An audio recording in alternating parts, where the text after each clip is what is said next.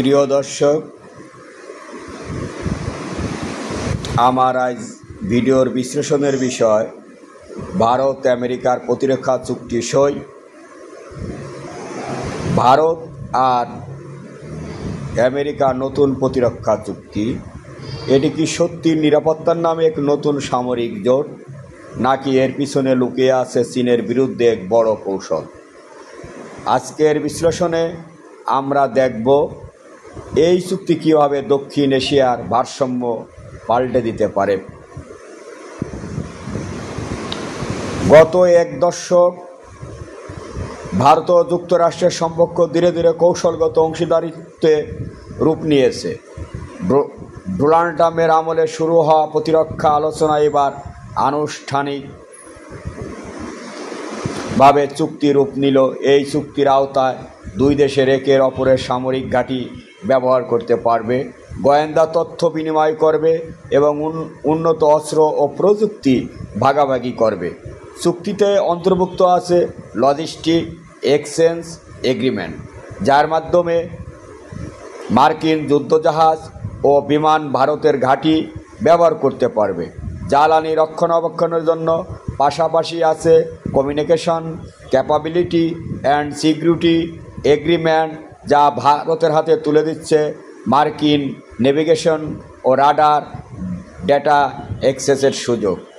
অনেক বিশ্লেষক বলেছেন এই চুক্তির মূল লক্ষ্য ছিল চীনকে ঘিরে ফেলা ইন্দো প্যাসিফিক অঞ্চলের যুক্তরাষ্ট্রের মিত্র শক্তিগুলোর মধ্যে এখন ভারতই কার্যযুক্ত হচ্ছে। এর ফলে ভারতের নন অ্যালাইনমেন্ট বা নিরপেক্ষ পররাষ্ট্রনীতি প্রশ্নের মুখে পড়েছে। একই সঙ্গে রাশিয়ার সঙ্গে ভারতের ঐতিহাসিক সামরিক সম্পর্ক ধীরে ধীরে দুর্বল হতে পারে।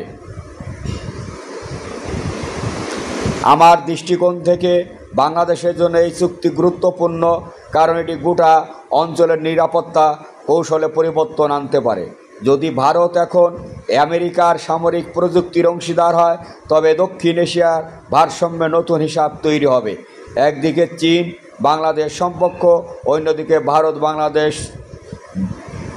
ভারত আমেরিকা অক্ষ এই প্রতিযোগিতায় ভবিষ্যতে কূটনীতিক চাপে রূপ নিতে পারে।